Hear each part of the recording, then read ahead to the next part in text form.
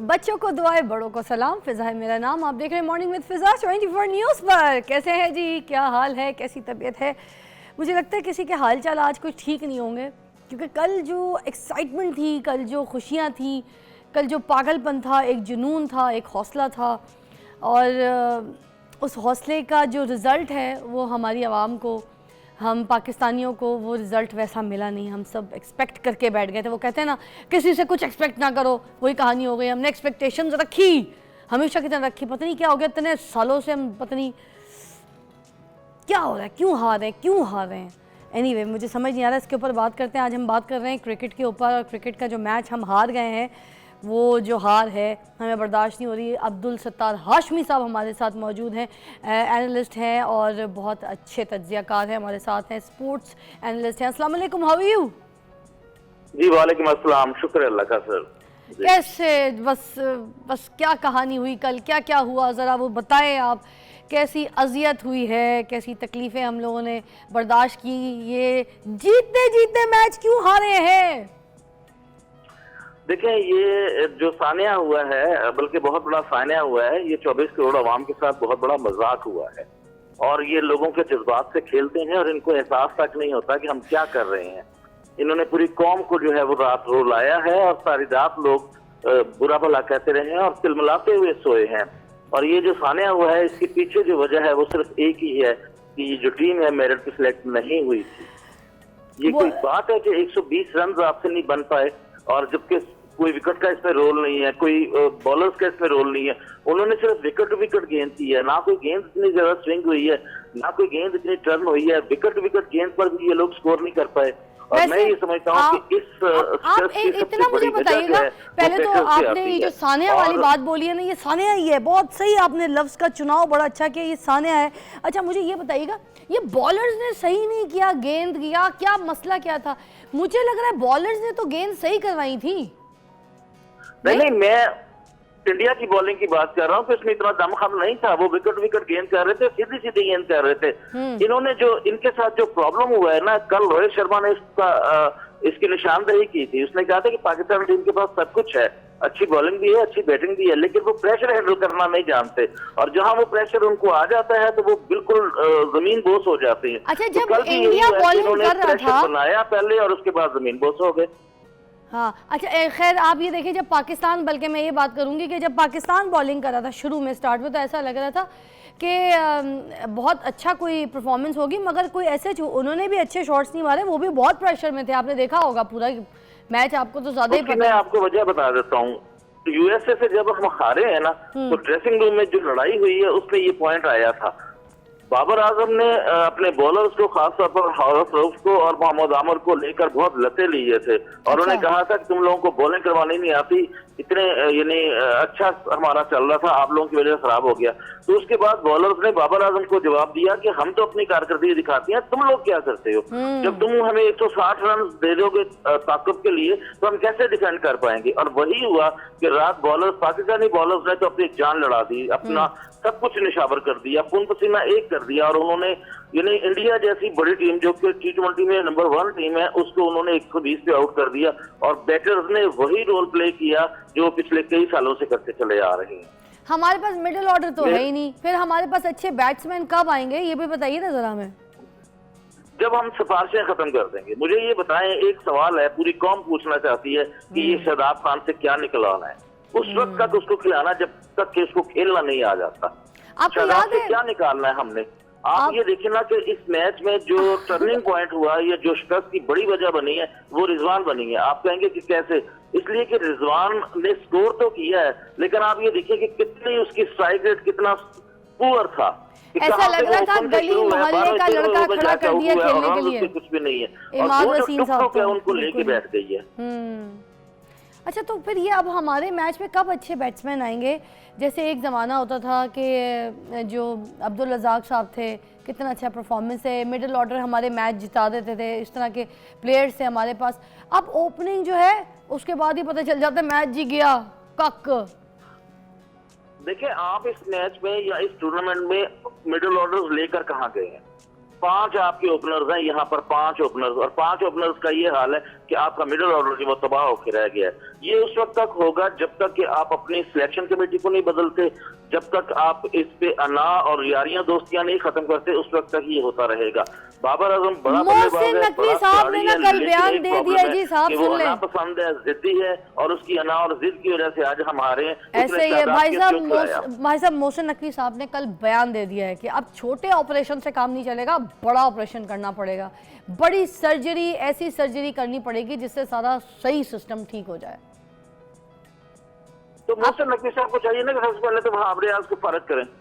वहाब रियाज को फारिग कर दें। दूर है कि उसने ये टीम सेलेक्ट की है, बस तो फिर ये बड़ी सर्जरी से ही काम होगा। मगर मेरी बात सुने, तो बड़ी सर्जरी बिल्कुल, ये हमने कल भी मैंने एक जगह अपने इंटरव्यू में कहा था कि मोहसिन नकवी साहब ने ये कहा है कि अगर आप लड़ते मरते नजर ना आए तो पूरी टीम फारिग होगी, और मेरा ख्याल है कि पूरी कौम की ये डिमांड है कि इस टीम को फारिग कर दिया जाए। तो ये वैसे तो उन्होंने पहले से साइन करवाया हुआ है कि अगर टीम अच्छी परफॉर्मेंस नहीं देगी तो सारे के सारे फारिग हो जाएंगे। ये तो परफॉर्मेंस के ऊपर सिलेक्शन ही नहीं होगी, तो ये जिसने सिलेक्ट किया वो भी फारिग हो जाएगा। हाँ, लेकिन बल्लेबाज फिर ठुस हो गए। हाँ, शुरू में तो ऐसा देख के लग रहा था विराट कोहली आउट, जो आए आउट, ये आए आउट, तो ऐसा लग रहा था मैच ने तो क्या धमाल करना है, ऐसी खुशियाँ, ऐसी वलवले, वो जोश, वो तमाशा, सारा कुछ वेल दिया, रोल दिया, तबाह कर दिया।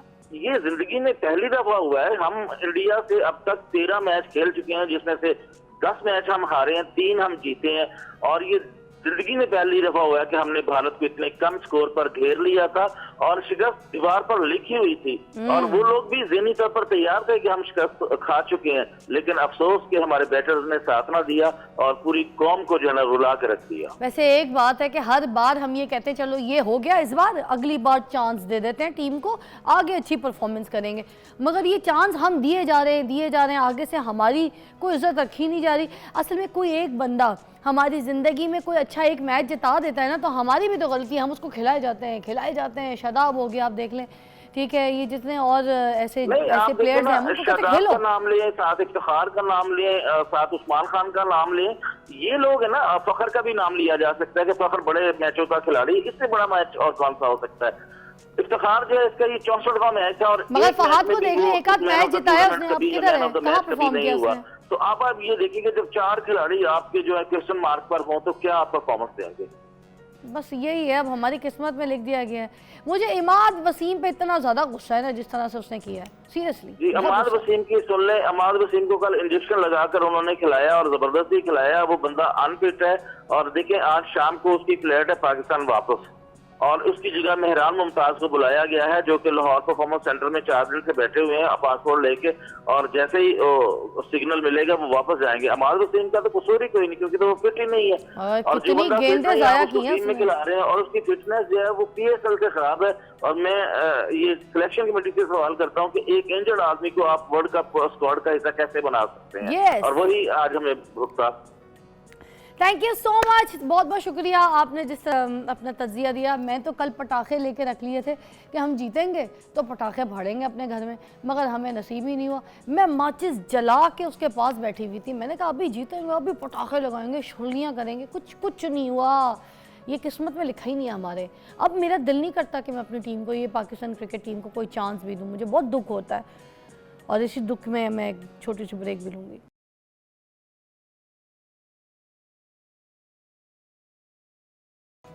Welcome back, you watching morning with Fiza. और नाज़रीन, अभी हम आपसे मुलाकात कराने लगे हैं एक ऐसी लड़की से जो आजकल मीडिया पे बहुत ज़्यादा वायरल हुई है और सुर्खियों में बहुत ज़्यादा आपको नज़र आ रही होती है। चाहत फ़तली खान साहब का नाम आपने सुना होगा।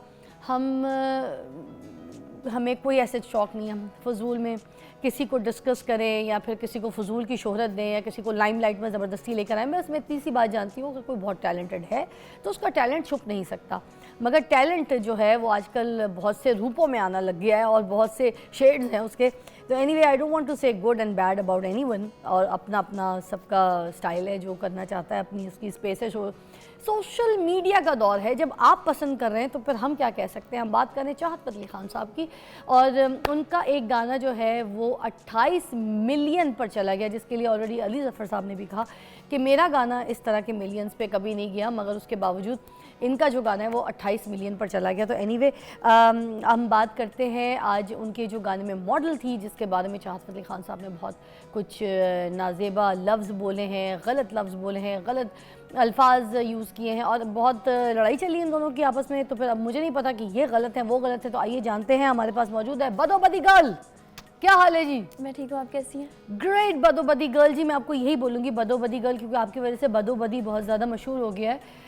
सबसे पहले तो ये बताइएगा कि ये क्या लड़ाई चल रही है आप दोनों के बीच में, इतना ज़्यादा ये वायरल लड़ाई है, वर्ल्ड वाइड इसके बारे में बात की जा रही है। What is it all about? मैं यूके गई हुई थी तो वहाँ पर मुझसे अंग्रेज़ पूछ रहे थे कि ये हुआ क्या है, तो मैंने कहा मैं जाके पूछती हूँ ये हुआ क्या है। That's why I called you, let me know क्या हुआ। जब गाना वायरल हुआ तो चाहत साहब को हजम नहीं हुआ कि सिलसिला पहले बताएं कहाँ से शुरू हुआ, आप लोग दोस्त बने या फिर उन्होंने आपको हायर किया एज अ मॉडल, या आपने उनको कहा कि मुझे मॉडल लीजिएगा? What was the scene behind? मैंने ऐसा कुछ भी नहीं कहा था। 3.5 साल पहले मेरी उनसे सोशल मीडिया पे बातचीत हुई थी, कमेंट में मैंने किया था उनकी पोस्ट पे। तो उन्होंने मुझे कहा कि जब मैं पहला गाना वीडियो की शक्ल में रिलीज़ करूँगा तो मैं आऊँगा, तो मैं आपको मॉडल लूँगा। तब मैं हंस पड़ी थी, मैंने कहा ओके ठीक है। और ऐसा ही उन्होंने किया। कुछ दिनों बाद उन्होंने मुझे कहा कि अपनी कुछ वीडियोज़ जो है ना वो सेंड करो, और मैंने पाकिस्तान से वो वीडियो बना के उन्हें लंदन सेंड की। उन्होंने अपने गाने का उसको हिस्सा बना लिया, और इस तरह 1 2 3 4 वीडियोस मैंने उन्हें सेंड की और 4 गानों का हिस्सा बना लिया। कमीज़ तेरी काली में भी मैं ही उनके साथ थी। फिर वो पाकिस्तान आते हैं, पाकिस्तान में उन्हें मैंने रिसीव किया, और यहाँ पे हमने एक गाना मेरे दिल दी टल्ली, उसका भी अच्छा रिस्पॉन्स रहा। बदो बदी जब स्टार्ट हुआ तो हमें बहुत ज़्यादा उम्मीद थी, एक चाहा साहब को भी थी कि ये वायरल जाएगा, और मुझे भी थी कि वायरल जाएगा। हमने इस पर मेहनत की, अच्छा लगा जो भी एक्सप्रेशन थे। तो जब ये गाना वायरल हुआ, मुझे पता चला कि ये गाना वायरल हो चुका है, तो चाहत साहब ने मुझे एक वीडियो रिलीज़ की जिसमें वो मेरे ख़िलाफ़ बोलते हुए नज़र आ रहे हैं कि मैं इन्हें पैसे भी दे देता था 5,000 रुपया और खाना भी खिलाता था। तो ये बड़ी एक चीप सी बात तो वैसे हैरत की बात है, उन्होंने आपको खाना भी खिलाया, उसके बावजूद आप अभी भी कमज़ोर हैं। क्यों? मुझे आपके लिए यहाँ पे सोफ़ा नहीं तार लगवाना चाहिए था, मगर अगर कहती हैं तो मैं प्यार से यहाँ बिठा लूँगी, मगर वादा कीजिए कुछ करेंगी नहीं। अच्छा जी। तो चाहत साहब को एकदम से हजम नहीं हुआ, उन्होंने बड़ी चीप बात कर दी कि मैं इन्हें खाने खिलाता था। तो फिर मुझे उन्होंने आपको खाने नहीं खिलाए? बिल्कुल ऐसा नहीं है, वो लंदन में होते थे, मैं पाकिस्तान में होती थी, तो वो कौन से खाने खिलाए थे उन्होंने? तो जब पाकिस्तान की शूट पे थे आप, जब साथ में यहाँ पे बदो बदी की, तो तब भी खाना वाना नहीं खिलाते थे? कहीं लेके नहीं जाते थे? कोई रेस्टोरेंट डाइनिंग कुछ नहीं कराई? नहीं, ऐसा कुछ भी नहीं था। मेरे दिल दी टल्ली जब हुआ था, रिलीज़ हुआ था, जब वो बन भी रहा था, तो वो तब मेरे ही घर पे थे। चाहत साहब जैसे ही लंदन से आए तो वो 25 दिन तो मेरे ही घर पे उन्होंने स्टे किया था, और बदो बदी पे उन्होंने मुझे 4,000 पे किया और 1,000 रुपये दे के कहा इसका खाना खा लेना। 1,000 रुपये दे के? बहुत ज़्यादा। वैसे जब चाहत फ़तेह अली खान साहब इतने बुरे थे, इतने डैमेज थे, तो फिर उनको अपने घर में क्यों ठहराया, क्यों रखा? जब उनका चेहरा मुझे बाद में पता चला, बदो बदी जब वायरल हुआ तब पता चला। पहले वो थे बड़े खुश मजाज से, बड़े अच्छे इंसान, बड़े अच्छे तरीके से अपने आप को शो कर रहे थे कि मैं बहुत अच्छा हूँ। तो जब बदो बदी रिलीज़ हो गया, मुझे भी फेम मिली, तो चाह साहब को ये चीज़ हजम नहीं हुई और उन्होंने एकदम से अपना असल चेहरा मुझे दिखा दिया। बदो बदी के साथ आप जुड़ गई, चाहत फ़तेह अली खान साहब के साथ आप जुड़ गई, फिर अब शिकायत क्यों? हुआ ये कि हमारी बात हुई थी जब हमने गाना बनाया कि जब ये रिलीज़ होगा और अच्छा जाएगा, स्टार्टिंग से यही था कि कोई अगर गाना अच्छा जा रहा है तो मैं उनके साथ चलूँगी और वो मुआवजे में से मुझे भी कुछ अच्छा पे करेंगे। लेकिन उन्होंने बहुत अच्छा कमा लिया और एकदम से मेरे खिलाफ ही आके मीडिया पे बोलना शुरू कर दिया। तो आप तो दुआएं भी कराती रही, मैंने सुना कि आप कि मैं वायरल हो जाऊँगी। नहीं, अब जब हो गई तो फिर टेंशन क्या? नहीं, मैंने कोई दुआ नहीं करवाई, मेरी दुआएं कबूल कम होती हैं। हाँ, मेरे पास पक्की रिपोर्ट है। लोग कहते हैं कि मैंने बद्दुआ दी है, बद्दुआ, जिससे गाना जो है वो डिलीट हो गया है। अच्छा, लोग कहते हैं, हालांकि मैंने कोई ऐसी बद्दुआ भी नहीं दी थी। अगर चाहत फ़तेह अली खान साहब आपको दोबारा कहते हैं तो क्या उनके साथ दोबारा गाने में मॉडलिंग करेंगी? बहुत अच्छी शराइट पे करूँगी। कम अज़ कम भी अगर वो 50 लाख पे कहते हैं तो मैं उनके साथ काम 50 लाख के डील 50 लाख पे करूँगी। अब मुझे ये बताएं यार, वैसे मैं लोगों के साथ डुएट गाने गाती हूँ, मुझे पैसे नहीं मिलते, मगर आप ये बताइए कि वो आपको 50 लाख क्यों देंगे? उनका गाना बहुत वायरल जाता है मेरे साथ। आपके साथ गाना बहुत वायरल गया? गया। अच्छा, वैसे आपको शोहरत तो चाहत फ़तेह अली खान साहब की वजह से मिली है, मगर उसके बावजूद आप उनके हाथ धो के पड़ गई हैं पीछे, वजह शोहरत? नहीं, ऐसा नहीं है, जो उन्होंने बात की है एक्सप्लेन कर रही हूँ कि ये बात ऐसे नहीं है, ऐसे है। आपने चाहत साहब को अजाब कहा, अजाब क्यों कहा आपने? शोहरत का मतलब उन्होंने कोई नाजायज़ फ़ायदा उठाया आपको नहीं, वीडियो ऐसा में नहीं लेके? है। मैंने अजाब उन्हें एक मजाक में कहा था। इस जाने दरमियान में तो उनकी आपका अभी भी फ़ायदा हुआ, उनका भी फ़ायदा हुआ, पर इसमें परेशानी क्या है? जितना उन्होंने कमाया मेरे ख्याल से उसमें से कुछ हिस्सा तो मेरा बनता था। तो कितने को पैसे दिए उन्होंने आपको उसके, और कितने दिन की शूट थी? एक दिन का शूट था, ओके, सिर्फ 4000 पे किया उन्होंने मुझे, 4000 और 1000 खाने का दे के उन्होंने 1000 पूरी टोटल, मतलब दुनिया- 5000 का पैकेट था। कितने टाइम की शूट थी? ये तकरीबन 5 घंटों की थी। 5 घंटे की शूट थी, उन्होंने 5 घंटे 5000 ही लगाया उन्होंने टोटल उसमें, है ना? अच्छा, आप क्या चाह रही हैं कि आपको अब नेक्स्ट टाइम 50 लाख मिले 5 घंटों का? कम से कम इतना वायरल अगर सॉन्ग जा रहा है तो मिले तो सही। तो आपकी लड़ाई है। अच्छा, 28 मिलियन व्यूज़ आए, फिर ये वीडियो डिलीट हो गई, ये डिलीट करवाई गई, what was the reason behind? मुझे भी अब इसके बारे में कुछ भी नहीं पता। मैं भी सोशल मीडिया पे डिफरेंट पोस्टर्स वगैरह देख रही हूँ। कुछ कह रहे हैं कि जिनका सॉन्ग था मैडम नूरजहां का, 1970 में आया था ये, तो शायद उस वजह से उन्होंने क्लेम किया, कॉपीराइट क्लेम किया। तो कुछ पोस्टर्स में मैं देख रही थी कि शायद इब्रारुल हकी ने करवाया। आई डोंट नो, मुझे भी इसका रीज़न नहीं पता कि ये कैसे डिलीट हो गया, मगर ये इतने मिलियंस में जाने के बाद। अच्छा, मुझे एक चीज़ जो समझ ये नहीं आ रही, मुझे ये नहीं आ रही कि आपके 5 घंटे शूट पे लगे और 5 घंटों का आप 5 लाख डिमांड कर रही हैं। आप कह रही है कि मेरे 5 घंटे की शूट का मुझे 5 लाख 50 लाख, है ना, मिलना चाहिए। नेक्स्ट की फिजा, नेक्स्ट की बात कर रही हूँ। 50, अच्छा नेक्स्ट की। तो फिर अब आप किस चीज़ से नेक्स्ट भी 50 लाख 5 घंटे के हिसाब से? तो आप मुझे बताएं, अगर किसी ने भी आपको अपने गाने की मॉडलिंग में लेना है तो आपने 50 लाख की डिमांड करनी है? चाहत के साथ मस्ट है, दूसरों का मैं फिर कम कर लूँगी, चाहत के साथ। अब वैसे कोई आपको ऐसे अगर अपने गाने की मॉडलिंग के लिए लेता है तो फिर आप क्या डिमांड करेंगी? कितने आपको मतलब पैसे मिलने चाहिए उसके, फिर गाने की मॉडलिंग के? सिचुएशन के हिसाब से, जिस तरह का गाना होगा, जितना टाइम लगेगा उस हिसाब से। अगर आपका 8 घंटे का शूट है, चलें ठीक है, उसमें एक टाइम आपको खाना भी मिलेगा, फिर? मैं फिजा को कॉल करके पूछूंगी फिजा मैं कितनी डिमांड करूं। ले मैं वही तो मैं कह रही हूँ, मुझे खुद मेरे पैसे नहीं मिलते। आप मगर आप बहुत बेहतर हैं माशाल्लाह, आप 50 लाख मांग रही हैं, मगर 50 लाख की लड़ाई आपको लगता है ठीक है चाहत अली खान साहब से? अभी क्या सिचुएशन है? आपकी बातचीत होती है, कोई मैसेज करते हैं, ब्लॉक पर डाला हुआ है? मैंने ब्लॉक पे डाला हुआ आपने ब्लॉक पर डाला हुआ है? आपको कोई ऑफर आई है अच्छे पैसों की? आ रही है डिफरेंट। इंडिया में मेरा एक सॉन्ग है, रिलीज होने वाला है विद इन अ वीक। किन के साथ? ये सरप्राइज है। ये केड़ा सरप्राइज हुआ? चाहत अली खान साहब क्या उसको रुकवा देंगे उसको?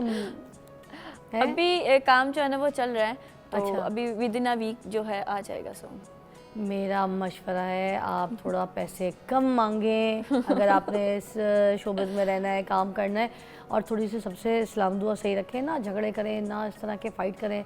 काम के बाद झगड़े नहीं करते बस। फिजा मैंने काम हो गया कोई बस झगड़ा नहीं किया। चाहा साहब की वीडियोस आई, फिर मुझे एक्सप्लेन करना पड़ा लोग आगे कि ये क्या मामला है, किस वो क्यों इस तरह से बात कर रहे हैं। सिंपल सी बात कहूँगी, चाहत अली खान साहब आपकी बेटियों की तरह, आपकी बच्चियों की उम्र की है, आप भी थोड़ा ख्याल कीजिए, थोड़ा सा कुछ लफ्ज़ों का चुनाव ठीक कीजिए, और अपनी बच्ची की उम्र की जो है ना लड़की के साथ इस तरह से जुगलबंदी ना कीजिए, ऐसे झगड़े ना कीजिए, ऐसे फसादात ना कीजिए, ठीक है? बल्कि मैं सॉरी बाय मिस्टेक थोड़ा सा बेटी कह गई हूँ, बल्कि आपकी पोती की उम्र की है, थोड़ा सा लिहाज कीजिए आप और अच्छी तरीके से बात कीजिए। अगर आपके गाने में मॉडल हो गई तो उसका मतलब ये नहीं है कि आप भी उसको पूरे माशरे में जो है ना ऐसे इंसल्ट करते फिरें और जलील करें। This is not the right way. आप बात करना है, तरीके से बात करें, और आपकी कोई भी फ़ाइट है, कोई पैसों की डिमांड है जो आपने नहीं दी, क्या पहले बात हो चुकी थी आपकी पैसों की? हाँ, जब गाना था उससे पहले भी बातचीत चलती थी कि जब कोई अच्छा जाएगा तो इंशाल्लाह ताला हम साथ चलेंगे। हमने बहुत आगे तक साथ चलना था उनके गानों में, फन में, एंटरटेनमेंट। आगे तक साथ चलने का तो उनको खुद भी नहीं पता, उनका कितना उन्हें आगे तक चलना है उनका खुद भी नहीं पता। आप उनकी पोती के बराबर है, समझ जाएं आप। गानों बस के अल्लाह हवाले से बेहतर था करे, कि अल्लाह वो सेहत के उनके साथ 23 ज़िंदगी गाने दे, आ रहे हैं, उनको 24 भी, गाने आपको भी है। उनके गाने जो है ना वो लगातार आते रहते हैं, तो हमारा यही था कि गाने हम करेंगे साथ, एक साथ, और लोगों को एंटरटेन तो करेंगे। यही बात की थी ना, इसका मतलब पैसों की तो बात ना की ना नहीं ना, है। ये बात की थी कि अच्छा अर्न करते हैं तो वो मुझे भी उसमें से देंगे। अच्छा अर्न करते हैं, तो आप क्या अच्छा अर्न करने में आप चाह रही थी कि आपको 7000 मिल जाता है एटलीस्ट? वो देते थे 7000, खुश रहती? ये बहुत ज़्यादा है यार, ये बहुत ज़्यादा है। बहुत ज़्यादा। मैं लंदन में फ्लैट खरीद लेती अगर मुझे मिल 7000 अगर मिल जाते थे लंदन में फ्लैट खरीद लेती। अच्छा खैर, मैंने ये तो चाहत अली खान साहब को मैसेज दे दिया कि आपकी पोतियों की तरह है, कोई बदतमीज़ी ना कीजिएगा, और नेक्स्ट टाइम प्लीज़ कोई ऐसी अगर आपने कोई मॉडल को हायर किया है तो जो पैसे तय हुए हैं वो आप तय कर लें, और वो मॉडल जो भी डिमांड करी, अगर उसको लंच, डिनर और उसको कोई ब्रेकफास्ट चाहिए तो प्लीज़ आप उसको प्रोवाइड कीजिए, क्योंकि वो आपके गाने की मॉडल है, आपको उसको देना चाहिए। तो मुझे लगता है ये सारी चीज़ें बहुत इंपॉर्टेंट है। तो प्रोफेशनली खेलिए, प्रोफेशनली गाइए, प्रोफेशनली काम कीजिए और प्रोफेशनली जो है ना वो तरीक़ों से बाकी लोगों को भी ज़रा डील कीजिएगा। वैसे एंटरटेनर अच्छे हैं आप चाहत फ़तेह अली खान साहब, सिंगर मैं नहीं कह सकती, मैं झूठ नहीं बोल सकती। See you after the break.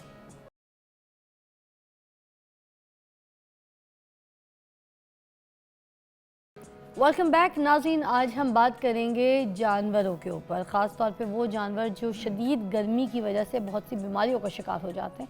और जैसे कि आपको पता है कि अभी कुर्बानी आने वाली है, तो बहुत से जानवर जो है वो अपनी जान खो बैठते हैं, मर जाते हैं। उनका जब सही ख्याल नहीं रखा जाता, उनकी कोई ऐसी वैक्सीनेशंस ना हो या उनके कोई ऐसे वायरस उनको लग जाए, तो फिर उनको जो है बचाया नहीं जा सकता। इसी पे आज हम बात करने के लिए जिनको दावत दी है वो है डॉक्टर सलीम कैसर, वेटरनरी डॉक्टर हैं हमारे पास ऑन सेट। आपको वेलकम कहूँगी, बहुत बहुत शुक्रिया। Thank you very much. तो डॉक्टर साहब, सबसे पहले तो बताइए कि शदीद गर्मी चल रही है, कुर्बानी के जानवरों को कौन कौन सी बीमारियाँ हो सकती हैं, ख़ास तौर पे इस गर्मी में?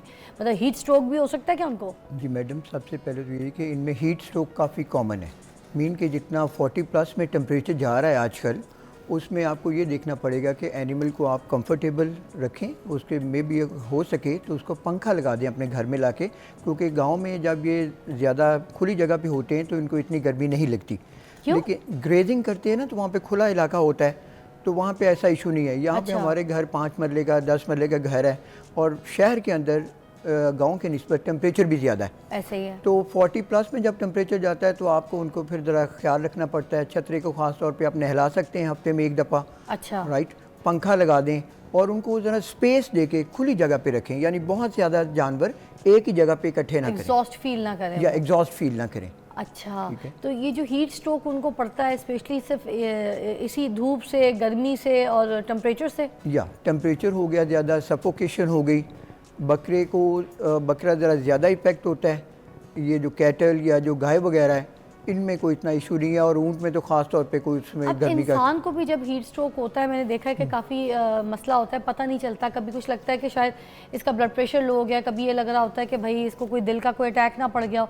सिम्टम्स समझ नहीं आ रहे होते। अब जानवर तो जानवर है, वो तो बोल भी नहीं सकता उसको फीलिंग्स क्या हो रही है। तो क्या अलामात होती हैं जिससे हम ये अंदाज़ा लगा सकें कि इस जानवर को हीट स्ट्रोक हुआ है? या जानवर को जब हीट स्ट्रोक होगा, ज़्यादा टेम्परेचर होगा, वो डल हो जाएगा, डलनेस, डिप्रेशन, एक कोने में खड़ा हो जाएगा। अब उसकी रंगत डलनेस कैसे चेक करे बंदा? नहीं, वो बिल्कुल एक कोने में खड़ा हो जाएगा, सर नीचे गिरा के एक कोने में खड़ा हो जाएगा, खाना नहीं खाएगा, पानी नहीं पिएगा। अच्छा, हरकत वाइज डल हो जाएगा। हरकत वाइज उसको देखना पड़ेगा आपको कि इसकी एक्टिव है कि नहीं है। अच्छा। और दूसरा सबसे बड़ी जो इंडिकेशन आएगी कि वो खाना नहीं खाएगा, चारा नहीं खाएगा, तूड़ी दाना भी नहीं खाएगा, कोई ऐसा इशू नहीं है, पानी नहीं पिएगा, तो उसके लिए फिर डेफिनेटली जैसे इंसान को हीट स्ट्रोक होता है, वो होता खा के एकदम से बेहोश हो जाता है, उसके ऊपर पानी शानी डाल रहे होते हैं। हाँ, नहीं, इनमें तो जानवर के साथ भी कुछ ऐसा होता है उसको होता है और बेहोश हो जाए? नहीं, ऐसी वो अगर बहुत ज़्यादा हाई टेम्परेचर होगा तो ऐसा होगा। नॉर्मल टेम्परेचर में जैसे ये 40+ में जा रहा है, उसमें ऐसा नहीं होगा।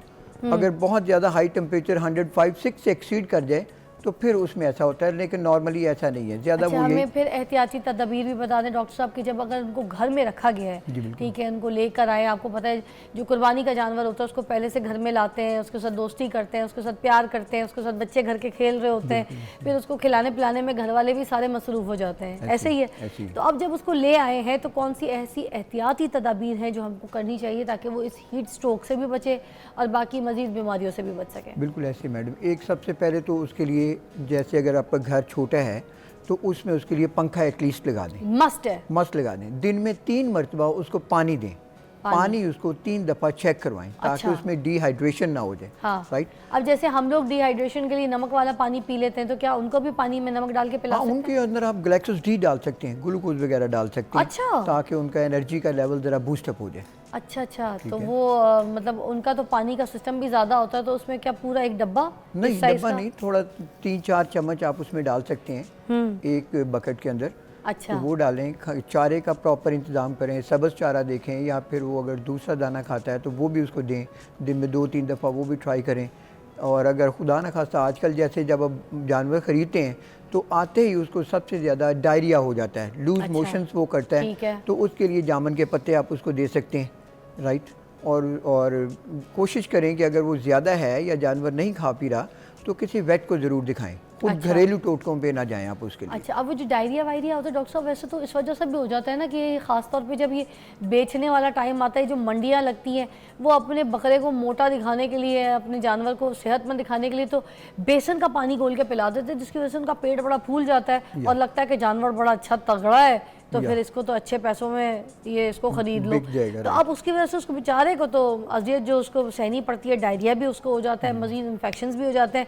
वो देखा किस किस्म के, वो बार बार नहीं करता है इस तरह की हरकत करता है।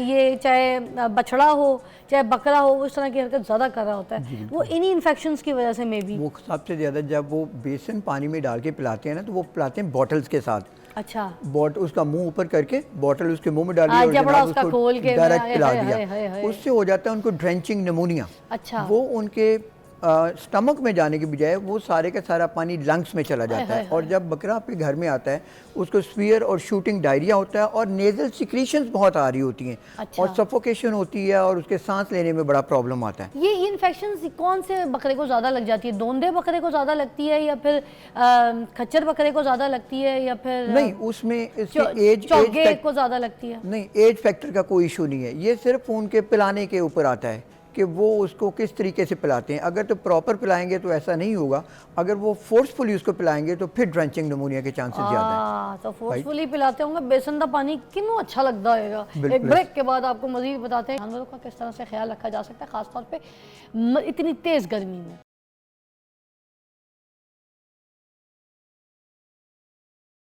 वेलकम बैक, आप देख रहे हैं मॉर्निंग विद फ़िज़ा और आज हम बात कर रहे हैं उन जानवरों के बारे में जो कुर्बानी के जानवर हैं, हम जिनको ले लेते हैं, घर पे रख लेते हैं और उनसे प्यार करने की कोशिश करते हैं, उनको खाना खिलाते हैं, उनको पालते हैं, उनसे दोस्ती करते हैं, घर के बच्चे उनके साथ खेल रहे होते हैं, सब कुछ, मगर हम उनकी जो है ना पोजीशन को नहीं समझ रहे होते। हम क्या करते हैं कि अगर उनको हीट स्ट्रोक हो रहा है या कोई ऐसी पोजीशंस हैं या कोई इन्फेक्शन लग रहे हैं या कोई वायरस उनको अटैक कर रहा है, तो हम इन चीज़ों पे बिल्कुल ध्यान नहीं रखते। बस हमें ये पता होता है कि भाई हमने इसको 2 टाइम का खाना डालना है, बच्चों ने इस तरह से चारा खिला देना, अपने हाथ से थोड़ा बहुत खेल लेना है, वॉक करा देना है, उसके बाद हमने 2-3 महीने में या महीने में या 10-15 दिन में उनको कुर्बानी के लिए खड़ा कर देना है। मगर कुर्बानी के जानवर को मरने नहीं देना है, उसकी जान नहीं लेनी है, उसकी कुर्बानी करनी है। तो जान कैसे लेनी, जब आपने उसका ख्याल रखना है। इसलिए आज हमने डॉक्टर साहब को बुलाया था, हम बात करते अगर जानवर में पानी की कमी हो जाती है डॉक्टर साहब, तो फिर क्या कुछ ऐसी चीज़ उसको पानी में घोल के अगर हम पिला दें, जैसे आपने बताया कि ग्लूकोज भी पिलाया जा सकता है, उसके अलावा कुछ और भी ऐसा कोई घरेलू टोटका या कोई ऐसी चीज़ हम इस्तेमाल कर सकते हैं जानवरों के लिए? नहीं मैडम, हम घरेलू टोटकों पे तो हम डिपेंड नहीं करते। कोशिश करें कि किसी वेट को दिखाएं और उसको ड्रिप लगवा दें। ड्रिप भी लग सकती है? नॉर्मल सलाइन की ड्रिप लग जाए या फिर रिंगर लैक्टेट की उसको ड्रिप लगा दें आप, उसमें वो अच्छे इंजेक्शंस डाल के जेटिपार और न्यूरोबियोन वगैरह डाल के वो लगा दें, तो उससे फिर वो रिहाइड्रेट हो जाता है, उसकी में पानी की कमी ख़त्म हो जाती है। अच्छा, अब घरों में जो ग़िज़ा दे रहे होते हैं हम जानवरों को, उसके बारे में भी ज़रा डिटेल में बता दें। कुछ लोग क्या करते हैं, बच्चे केले का छिलका खिला देते हैं, ठीक है, कुछ बच्चे जो है वो बिस्किट खिला देते हैं, तो कुछ बड़े भी इस तरह की हरकत कर देते हैं कि कोई ऐसे बाहर से कोई भी पत्ता तोड़ा, फूल तोड़ा, वो भी खिला दिया, घास मिली वो भी खिला दिया। तो क्या हम खिलाएं क्या ना खिलाएं जिसकी वजह से उनकी सेहत सही बरकरार रहे? मैडम, ख़ास तौर पे आप उनको रोटी नहीं खिलाएं, रोटी से फिर उनको डायरिया लग जाता है। रोटी नहीं खिलाएं, जामुन के पत्ते खिला सकते हैं, या बच्चे केले का छिलका हो गया या सब्जियों के चाहे वो बछड़ा हो, चतरा हो, ऊंट हो, कोई भी हो, बकरा हो, बिल्कुल कुछ भी तो उनकी रूटीन से हटके आप जो भी देंगे, बिस्किट, चपाती, रोटी वगैरह हो गई, तो ये आप उनको नहीं दे सकते। और बाकी उनका दे मतलब जो उनका आलू गोश्त, कौरमा, बिरयानी, निहारी बननी है बाद में, वो उनको ना खिलाएं, ताकि उनका पेट सही रहे, ठीक है, ताकि उनका पेट सही रहे। और आपने कहा पंखे का इस्तेमाल और हफ्ते में एक बार नहला भी सकते हैं आप उनको, और फासले पे रखें एनिमल्स को, बहुत ज़्यादा कंजेस्टेड जगह पे उनको ना रखें। ये जो बच्चे दुम घुमा रहे होते हैं ना, ऐसे जैसे वो शरारती बच्चे ये बिल्कुल करते हैं, उससे फिर एनिमल भी इरिटेट हो जाता है, वो भी कई दफ़ा आपने देखा, फिर वो टकरे मारता है जी, राइट। लेकिन जो अगर कोई शरीफ जानवर है तो वो फिर ऐसा नहीं है, लेकिन जब बच्चे उसको छेड़ते हैं तो उदाहरण है, फिर वो अपने डिफेंसिव मोड में आके फिर वो भी अपने डिफेंस करता है और फिर वो मारने की कोशिश करता है। नॉर्मली टांगे भी बहुत मारते हैं ना, टांगे भी बहुत मारते हैं, खासतौर पे ये बैल साइड किक बहुत करती है। बैल के लिए खासतौर पे अपने ख्याल रखना है कि जब भी उसकी वजह से डॉक्टर साहब इधर होती है, मगर वो ऐसा ठुड्डा उधर मारता है, वो साइड वाइज उसको बोलते हैं, साइड किक करती है। ये जो बैल है या ये जो गाय है, वो साइड पे मारती है। ऐसे घोड़ा अगर पीछे की हमारे तरफ प्लेयर ने मारी होती तो आज देखें हम क्या होते, आज कहाँ जीते हुए होते हम अपना हरा हुआ मैच। मुझे याद आ गया राइट। बात में और आपसे ऊँटों को जानवरों खास के तौर इलाज पे की ध्यान बारी। से रखना होगा कि ऊँट के साथ कोई जानवर बच्चे कोई शरारत ना करें, राइट। उनको कंफर्टेबल रखें, क्योंकि अगर वो थोड़ा सा इरिटेट होता है तो फिर उसको देखना पड़ेगा। हाँ वैसे एक बात है कि बात आपने बहुत अच्छी की है कि घर में हम चलो ग़िज़ा विज़ा की सब चीज़ों की बात करें, उनके पंखे की, उनकी डाइट की, उनके वैक्सीन्स की, सबकी, मगर ये बात भी बहुत ज़रूरी है कि हम अपने घर के जो छोटे छोटे बच्चे हैं जब वो जानवरों के पास जाएँ खेलने के लिए, तो एक तो ये भी एहतियात रखें कि कहीं गलती से उनको कोई ठुड्डाना पड़ जाए, उनको कोई चोट ना लग जाए, मुँह हाथ तोड़वा के बैठ जाएँ। और दूसरा ये कि बच्चे भी उनको इरिटेट ना करें, उनकी दुम ना खींचें, उनको कोई पत्थर ना मारें, उनके साथ बदतमीज़ी ना करें, उनको ऐसे कुछ मार के लकड़ी शकड़ी स्टिक मार के भागे ना, ये सब चीज़ों का भी ख्याल रखें। सब चीज़ें ठीक नहीं है, मगर आंख रखें अपने बच्चों के ऊपर। अच्छा, शदीद गर्मी में जानवर के मरने के इम्कानात कितने होते हैं, क्या होते हैं? नहीं, ऐसा कोई इशू नहीं है, क्योंकि टेम्परेचर अब फेवरेबल है। कोई अगर आपने उनको कंफर्टेबल और अच्छे माहौल में रखा है तो फिर मरने का इतना चांस नहीं है। मरने का चांस सिर्फ उसी वक्त आएगा जब उसको ड्रेंचिंग निमोनिया होगा और उसके सांस लेने में प्रॉब्लम आएगा और सफोकेशन होगी। अच्छा। वरना रूटीन में ऐसे हाई टेम्परेचर पे ऐसा कोई इशू नहीं होता। हीट स्ट्रोक से कुछ बकरे बहुत ज़्यादा चीख रहे होते हैं, जिसमें एवी फजूल में हम लोग ये मिथ बना के बैठ जाते हैं कि देखो यार कुर्बानी का दिन आने लगता है तो जानवर को भी पता चल जाता है वो कितना रो रहा है रात को, और वही रात वो किस वजह से रो रहा है, उसे कोई चीज़ काट रही है, उसे कोई तकलीफ़ दे रही है, उसे भूख लग रही है, या उसको ज़बरदस्ती चारा खिला रहे हो, टुसा रहे हो, कुछ भी वजह हो सकती है। तो आप क्या कहते हैं जो इतना ज़्यादा मैं भैं ये चल रहा होता है, जानवर की आवाज़ बहुत आ रही होती है, आप सॉरी मैं आपने कोई पहली होस्ट देखी होगी जो खुद जानवर बन के आपको जानवर की तकलीफ बता रही है जो देखा है मैं बताऊंगी। इसको बोलते हैं सेपरेशन ट्रॉमा। अच्छा। जब वो अपने एक बहुत ज़्यादा रेवर्ड से अलग होता है ना एनिमल, जहाँ पे उसने काफ़ी टाइम गुजारा होता है, या अपने बहन भाइयों से या जो उसके मेट्स होते हैं उनके साथ, जैसे हम रुखसती के वक्त रोते हैं, अकेले हो जाते हैं, हाँ वो उसी तरह मीन से। के मंडी में आप देखें काफ़ी सारे जानवर हैं, राइट। लेकिन जब आप घर में उसको एक को ले आते हैं तो this is called as separation trauma.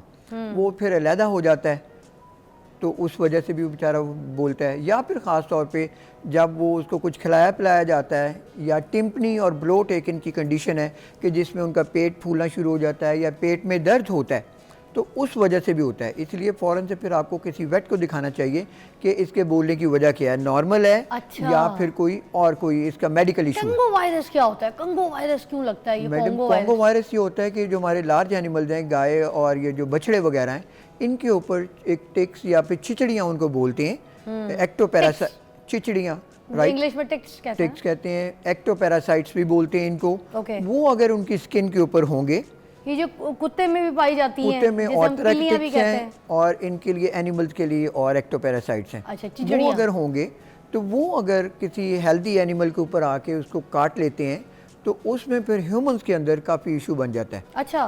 तो इसलिए बेहतर है कि अगर आपको ऐसा कोई एनिमल नज़र आए तो उसके ऊपर एक्टोपैरासाइट्स के लिए स्प्रे करें, ओके। एंटी पैरासाइट स्प्रे करें, ताकि वो सारे के सारे वो जो पैरासाइट्स कहाँ हैं से दस्याब हो जाएंगे? वो कहाँ किसी से? भी वेटनरी मेडिकल स्टोर से मिल जाएंगे आपको, अच्छा। राइट। वहाँ से लेके उसके ऊपर स्प्रे करें और बिल्कुल नीट क्लीन करके उसको अपने घर में लाएं, ताकि अपने घर में ऐसा कोई चांस ना हो। तो क्या हम जब मंडी से जानवर खरीदते हैं तो ये स्प्रे पहले खरीद लें, उसको पहले घर के बाहर अच्छी तरीके से हम उसको स्प्रे करके फिर घर के अंदर लेकर आए, तो ये कॉन्गो वायरस से फिर हम बच सकते हैं? क्योंकि कॉन्गो वायरस का तो कोई इलाज भी नहीं है डॉक्टर साहब। ना इसकी कोई वैक्सीन है, ना इसका कोई इलाज है, ओए राइट। होए। तो बेहतर यही है और कि ये आप, इंसान को भी लग जाता है क्या जानवर से?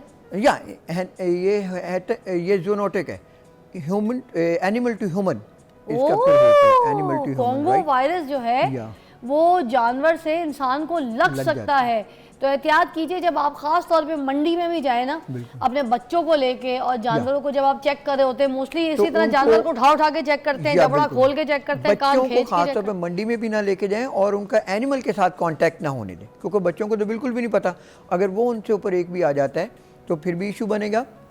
और जब आप उसको मंडी से लेके आते हैं तो कोशिश करें हाइजीनिकली उसको अपने घर में लाके पहले एक्टोपैरासाइट का स्प्रे करें और फिर उसके बाद। आखिरी सवाल मेरा ये कि जैसे ये इसका कोई इलाज ही कोई नहीं है कॉन्गो वायरस का, अगर हो जाता है ना इसकी कोई वैक्सीन आई, तो अगर किसी बच्चे को, बड़े को, किसी को हो जाता है तो उसका भी कोई ट्रीटमेंट नहीं है इस कॉन्गो वायरस? उसका भी कोई ट्रीटमेंट नहीं है, लेकिन कोशिश करें कि एहतियात ही की जाए कि उसी से फिर सारी की सारी आपकी फिर सेफ्टी रहे। उसकी कोई पहचान है? किसकी? कि किसी इस जानवर को ना ले, इसको कोंगो वायरस हुआ हुआ, ये प्लीज लोगों की मदद कर दें। जानवर को नहीं होता, जानवर के जो एक्टोपैरासाइट्स हैं उससे फिर ह्यूमन का ट्रांसफर होता है। तो कोशिश करें आप एक ऐसा जानवर लें, मतलब लाते साथ ही पहले अगर गेट के बाद अच्छी तरीके से नहला दें उसको, स्प्रे कर दें उसको, तो वो सबसे ज्यादा सेफ्टी और हाइजीनिक हो नहलाने से भी पहले ये स्प्रे लेना जरूरी है। दोबारा बताइएगा स्प्रे का नाम। कोई भी एक्टोपैरासाइट्स के लिए जितने भी स्प्रे आते हैं, एक्टोपैरासाइट्स के लिए जितने भी स्प्रे आते हैं, और ये कहीं से भी जो डॉक्टर्स होते हैं, वेटनरी डॉक्टर्स होते हैं, उधर से मिल सकता है और मेडिकल स्टोर से भी मिल सकता है। वेटनरी मेडिकल स्टोर से मिल जाएगा। ठीक है, तो ये खुदा के लिए ले लीजिएगा अपने घर में, अपने बच्चों के लिए जब आप जानवर ला रहे हैं तो सेफ कीजिए, एक बार स्प्रे कीजिए घर के बाहर अच्छी तरीके से, और उसके बाद उसको लेकर आए। और जब जानवर लेने जाएँ, पसंद करने जाएँ, तो अपने छोटे छोटे नन्हे काके बच्चों को गोदी में जानवर दिखाने के शौक में उनको कोई बीमारी या वायरस ना लगवाइए। बहुत ख्याल कीजिए अपने बच्चों का भी, और जानवर लाइए मगर तरीके से, उसूलों से और एहतियात के साथ। आपसे मिलते हैं एक छोटी सी ब्रेक के बाद।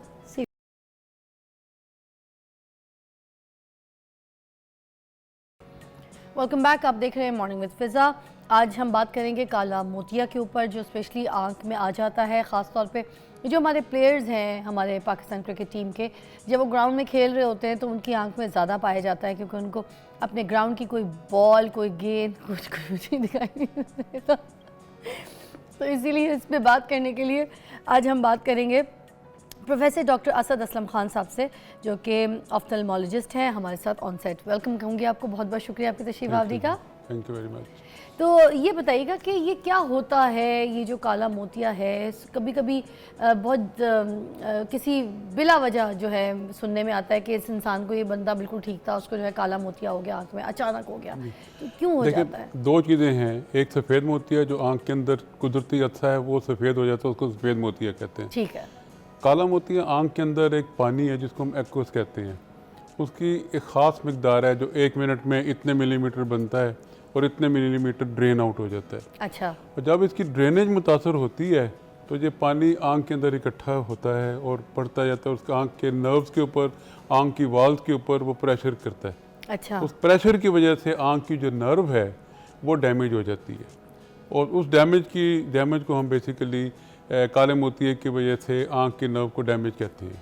तो काला मोतिया बेसिकली आँख के अंदर का जो पानी है उसके प्रेशर का नॉर्मल से ज़्यादा होने को काला मोतिया कहते हैं। मतलब आँख से पानी जो है वो ज़्यादा बहना शुरू हो जाएगा? नहीं, ये पानी बहता ही नहीं है, ये आँख के अंदर सील है।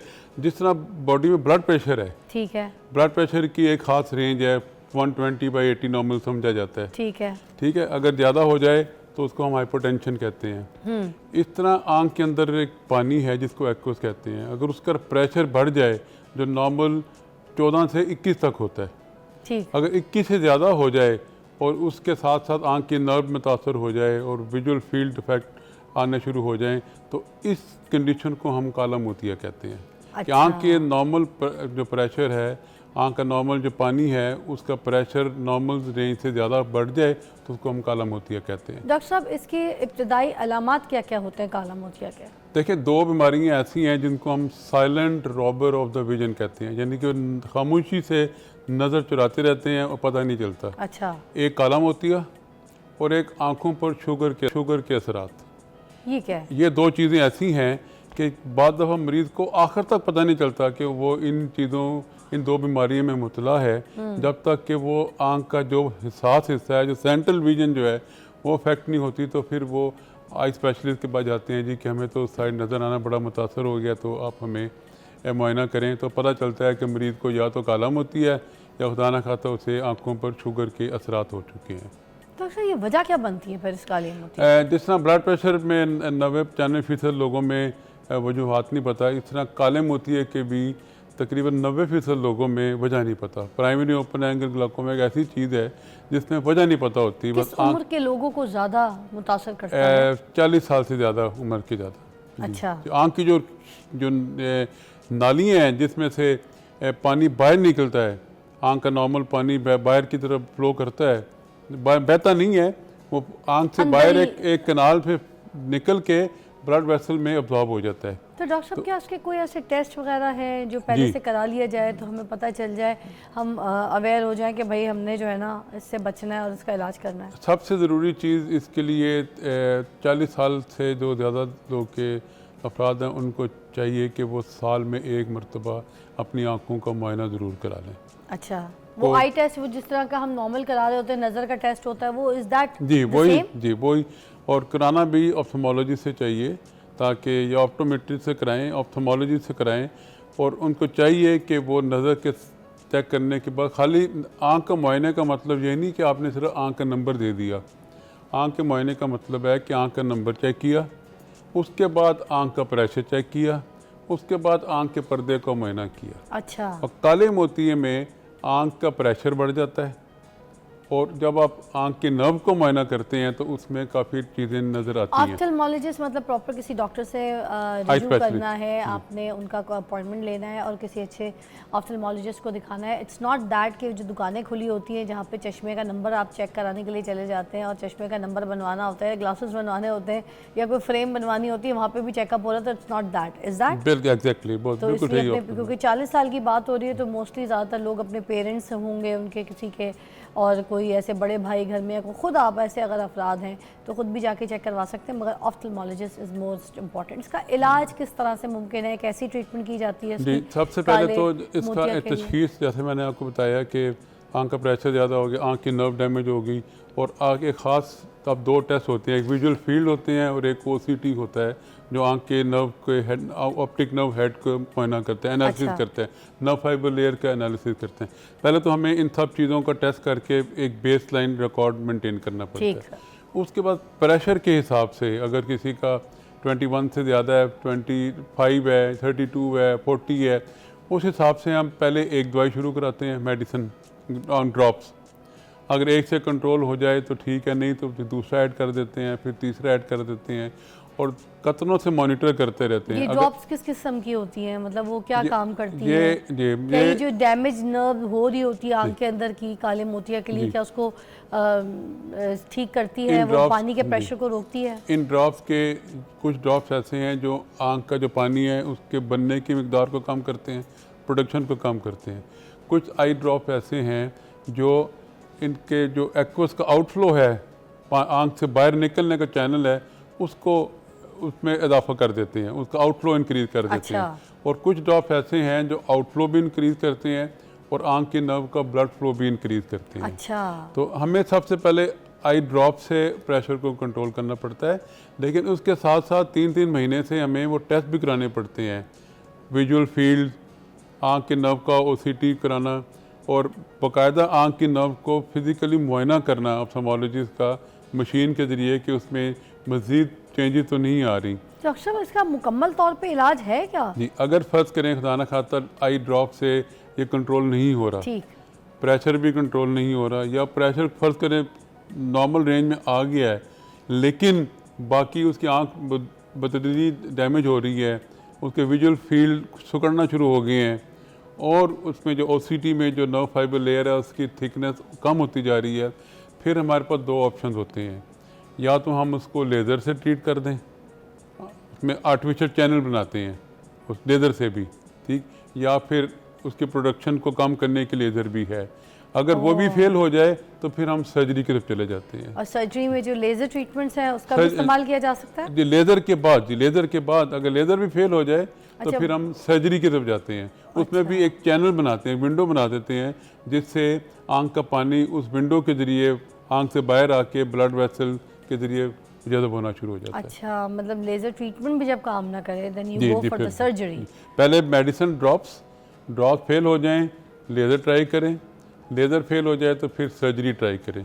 अगर सर्जरी भी फेल हो जाए तो फिर एक वाल्व ऑपरेशन आ गया।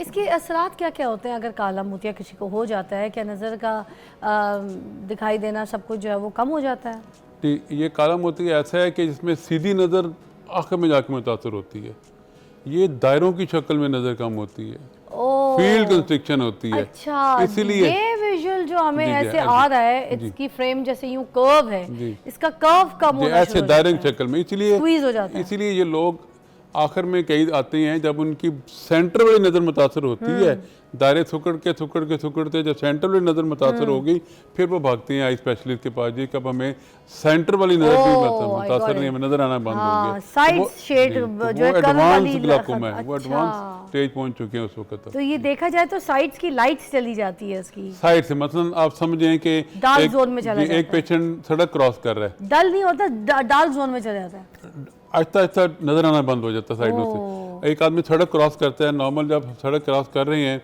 तो आप सीधा देखते हैं लेकिन आपको साइडों से गाड़ियां नजर आ रही होती हैं। ऐसे पेशेंट में आप सड़क क्रॉस कर रहे हैं लेकिन साइडों से गाड़ियां नजर नहीं आनी शुरू होती, इसलिए ये विजुअल फील्ड कंस्ट्रिक्शन होती है ग्रेजुअली। अच्छा। तो अब अगर इसका इलाज कोई नहीं करवाता या कोई किसी को समझ नहीं आती तो उसके क्या नुकसान हैं? इरिवर्सिबल लॉस ऑफ विजन, हमेशा के लिए ब्लाइंड हो जाता है। और आंख की नर्व जो है that is basically part of brain. जिस तरह ब्रेन में रीजनरेटिव पावर नहीं है, इसी तरह आंख की नर्व अगर काले मोतिये से या किसी वजह से डैमेज हो जाए तो उसमें रीजनरेशन की पावर नहीं है, आंख की नर्व को रिप्लेस नहीं किया जा सकता। काला मोतिया की रोकथाम के लिए कुछ किया जा सकता है क्या डॉक्टर साहब, उसके बारे में बता दीजिए। मुआयना, काले मोतिये से अंधेपन में मुब्तला होने से रोका जा सकता है। काला, इसके लिए बाकायदा मुआयना, ख़ास तौर पर अगर आपकी फैमिली हिस्ट्री है तो फिर तो मस्ट है कि हर शख्स अपना साल में एक मरतबा मुआयना कराए। अगर फैमिली हिस्ट्री है तो साल में 2 दफ़ा कराए, और 40 साल की उम्र में पहुंचने के बाद साल में 1 मरतबा आँखों का मुआयना कराएं, क्योंकि बहुत सारी बीमारियां पता चल जाती हैं। काला मोतिया, शुगर कई दफ़ा आँख के पर्दे को मुआयना करने से डायग्नोज होता है, मरीज़ को पता नहीं होता कि वो मैं शुगर में मुब्तला हूँ, लेकिन जब ऑप्थेल्मोलॉजिस्ट आँखों का मुआयना करते हैं तो जब पर्दे को देखते हैं तो उसमें शुगर के असरात नज़र आते हैं। इसमें ब्लड प्रेशर कई दफ़ा आँख के मुआयने से पता चलता है। इसलिए आई को कहते हैं eye is a window to the body, उससे आप कई बीमारियों का तशखीस कर सकते हैं। इसलिए 40 साल की उम्र के बाद आपने हर सूरत में अपनी आँखों का मुआयना कराना है, और खुसूसन आँख के पर्दे का और आँख की नर्व का मुआयना इंतहाई ज़रूरी है। क्या ये गर्दो गुबार, गंदगी, कूड़ा करकट, धूप, डस्ट, इसकी वजह से भी ये बीमारी हो सकती है? काला ये जो मोतिया या नहीं, हो सकता इनसे काला या सफ़ेद मोतिया नहीं होता, इनसे एलर्जी बहुत होती है। अच्छा, एलर्जी बहुत हो जाती है, तो उसके लिए बचना चाहिए। जब आप बाहर निकलें तो ग्लासेस, सन ग्लासेस लगाएं, ख़ासतौर पर मोटरसाइकिल पर जो सवार हैं, जो साइकिल चलाते हैं या जो पैदल चलते हैं, उनको सन ग्लासेस यूज़ करने चाहिए। और ऐसे लोगों को फ्रीक्वेंट आर्टिफिशियल टीयर से आपकी आईज वॉश करते रहना चाहिए, ख़ासतौर पर आजकल के गर्मियों के मौसम में। अभी मेरे एक्स ससुर हैं, उनके आंख का ना लेज़र ट्रीटमेंट हुआ, उनके आंख में इसी तरह ये चीज़ें, जिस तरह के सिम्टम्स आप बता रहे हैं, ये सब मसले थे उनके, अभी उनका लेज़र ट्रीटमेंट हुआ। मगर मुझे भी वो बार बार बेचारे पूछ रहे होते हैं, जब मैं अपनी बच्ची को पिक एंड ड्रॉप करने जाती हूँ, मुझसे पूछते हैं कि बताओ बेटा कि ये हमेशा के लिए ठीक हो जाता है ना? लोग आपके शोज़ पे इतने डॉक्टर्स आते हैं, लोग आते हैं, तो प्लीज़ मुझे बताइए क्या ये ठीक हो जाता है? ये लेज़र ट्रीटमेंट होता है हमेशा के लिए, इट्स परफेक्ट हो जाता है सीन? अब उन्होंने पता नहीं किस चीज़ के लिए लेज़र कराई है। लेज़र सिर्फ काले मोतिये के लिए नॉर्मल, जैसे अगर कोई नज़र के लिए कराता है ऐसे, तो क्या नज़र वो ठीक हो जाती है? अगर लेज़र उतारने के लिए जो नज़र, ऐनक उतारने के लिए, हाँ जी, वो उसकी भी एक ख़ास एज है। अगर जो ऐनक उतारने के लिए जो लेज़र लगाई जाती है उसके लिए ख़ास एज है, 20 और 45 ईयर्स के दरमियान आइडियल एज है। अच्छा। कि आप उस दौरान अपनी लेज़र ट्रीटमेंट कराएं, उससे पहले नहीं करानी चाहिए, क्योंकि 20-21 साल तक नज़र बढ़ती रहती है, आँख का नंबर चेंज हो जाता रहता है। 20 और 21 साल ऐसी उम्र है जहाँ पर रिलेटिव जाकर स्टेबल हो जाता है नंबर, और जब तक आपका साल या 2 साल नंबर स्टेबल रहे तो फिर आप 20 और 21 साल की उम्र में जाके अपना लेज़र ट्रीटमेंट कराएं। और 45 साल से बाद भी नहीं कराना चाहिए, अवॉइड करना चाहिए, क्योंकि 45 साल के बाद जब 50 साल के उम्र ऐसी है जिसमें पेशेंट को सफ़ेद मोतिया भी आने का काफ़ी इम्कान होता है। और अगर ये काले मोतिया का लेज़र ट्रीटमेंट होता है तो क्या फिर वो 100% श्योर है कि उस लेज़र में वो ठीक हो जाती है? अगर कामयाब हो गया है तो वो दोबारा वापस तो नहीं आता, या फिर चांसेस होते हैं काले मोतिये के लेज़र और है, काले मोतिये के लेज़र और है, ऐनक उतारने वाली लेज़र और है, वो रिफ्रैक्टिव सर्जरी है ऐनक उतारने वाली। काले मोतिये वाली laser total different argon laser है, लेकिन हो जाता है। ख़ास तौर पर जो वेस्टर्न कंट्रीज़ हैं उनमें तो बहुत सक्सेसफुल है। हमारे जो एशियंस हैं, ब्राउन पिगमेंटेड आइज़ हैं, उसमें इतना सक्सेसफुल रेट नहीं है लेज़र ट्रीटमेंट का, काले मोतिये का, उसमें फेलियर रेट ज़्यादा होता है, लेकिन फिर भी कामयाब हो जाता है। लेकिन मॉनिटरिंग बड़ी ज़रूरी है। ये नहीं कि आपने लेज़र करा के आप भूल जाएं, आपने प्रेशर ही नहीं चेक कराना, आपको प्रेशर बाकायदगी से चेक कराना पड़ेगा लेज़र ट्रीटमेंट के बाद भी। अच्छा, ये खैर मैंने नज़र वाले लेज़र ट्रीटमेंट के बारे में इसलिए भी पूछा क्योंकि मोस्टली जो डॉक्टर्स होते हैं उनको चश्मा लगा हुआ होता है और वो पेशेंट्स को कह रहे होते हैं ना कि आप लेज़र ट्रीटमेंट करवा लीजिए, आपका चश्मा उतर जाएगा, तो जबकि उनको खुद को लगा हुआ होता है, जैसे भी आपको भी लगा हुआ है। बिल्कुल। तो इसलिए मैंने, आपका तो एज वाला मामला है, नहीं, मुझे पता है। नंबर डिपेंड करता है कि अच्छा, नंबर नंबर कितना है। मतलब मेरा नंबर बहुत मामूली है, 0.75 है।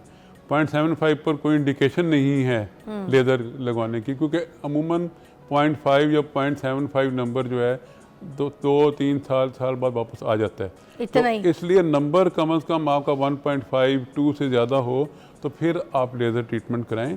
उससे कम लेज़र कराना कोई एडवाइजेबल नहीं है, क्योंकि इतना नंबर तो वैसे ही कई दफ़ा वापस आ जाता है।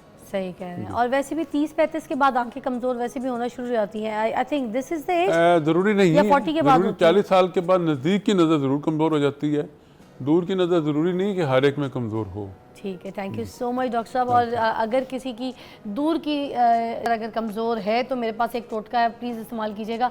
अगर किसी को दूर की कोई चीज़ या विजुअल सही नहीं दिखाई दे रहा तो फिर प्लीज़ आप उस चीज़ के पास जाके उसको देख लीजिए। Take a break, will be right back.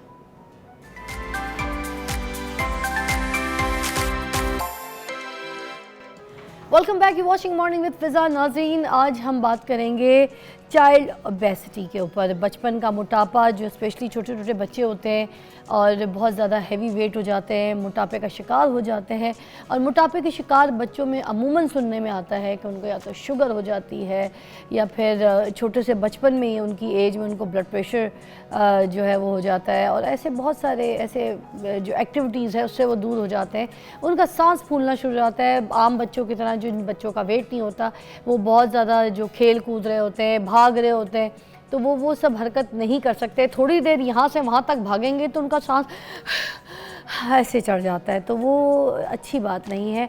ऐसे तो हम देखने में उनको कहते हैं बड़ा ही क्यूट है, बड़ा ही मासूम है, बड़ा प्यारा लग रहा है, मगर बच्चा वो प्यारा जो है उसकी सेहत के हिसाब से उसके लिए ठीक नहीं है। तो आज हम इस टॉपिक पर बात करेंगे। उस पर बात करने के लिए हमारे साथ मौजूद हैं डॉक्टर शहराम तबस्सुम, और चाइल्ड स्पेशलिस्ट हैं, हमारे पास आते रहते हैं, इसलिए ख़ास आज हमने इस टॉपिक पे बात करने के लिए इनको मदद किया यहाँ पे। बहुत शुक्रिया आपके टाइम का। Thank you very much, so nice. तो डॉक्टर साहब, सबसे पहले तो मुझे बताइए कि जो बचपन में बच्चे मोटापे का शिकार हो जाते हैं, ये किस वजह से होते हैं? क्या ये इनहेरिटेड होता है फैमिली की तरफ से कि बच्चा जब बस सब 1-2-3 साल की उम्र का एज में आना शुरू होगा तो जो है वो वज़न बढ़ाना शुरू कर देगा?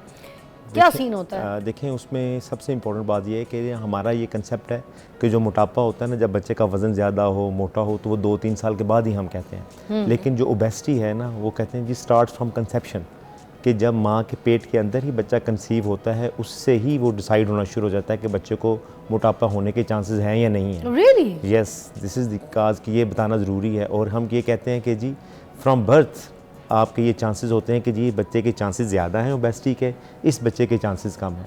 ठीक है, तो इसके लिए माँ बाप की ट्रेनिंग, ख़ास करके मदर्स की ट्रेनिंग बहुत ज़रूरी है कि जो हम ये चीज़ें समझते तो हैं आपको कि कैसे पता चलता है, कैसे कौन से ऐसे सिम्टम्स हैं जिससे आप ये कैच करते हैं कि बच्चा जो है वो उसमें ओबेसिटी होगी? देखें, उसमें जो एक होता है प्री कंसेप्शनल के माँ प्रेगनेंसी से पहले, ड्यूरिंग प्रेगनेंसी और आफ्टर प्रेगनेंसी। ठीक। प्रेगनेंसी से पहले हम मदर्स को ये कहते हैं जिनका वेट ज़्यादा है, जिनको ब्लड प्रेशर है, जिनको मेल न्यूट्रिशन है, जिनको आयरन की कमी है या दूसरी चीज़ों की कमी है, उन बच्चों में जो माएँ कंसीव करती हैं, उन बच्चों में चांसेस ज़्यादा होते हैं कि वो ओबेसिटी की तरफ जाएंगे। और एक रिसर्च हुई थी जिसमें ये कहा गया था कि एक 1944 या 1945 में एक फेमिनिन एक हुआ था कि कहत आया था, जिसमें उन्होंने एक रिसर्च की थी कि फेमिनिन में जो कहत के दौरान जो बच्चे कंसीव हुए हैं और जब कहत के बाद बच्चे रिसीव हुए हैं, जो कहत वाले बच्चे थे जिनमें माँ को कम खुराक मिली थी, माँ की न्यूट्रिशन लेवल ठीक नहीं था, उन बच्चों का पैदाइश पे तो वज़न कम था, लेकिन उन्होंने वेन गेट आफ्टर एज ज़्यादा गेन किया था। अच्छा। हाँ जी,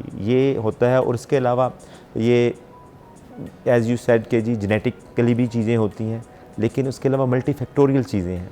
तो हमें बच्चों को, माओं को ये गाइड करना पड़ता है कि अपनी डाइट बेहतर रखें।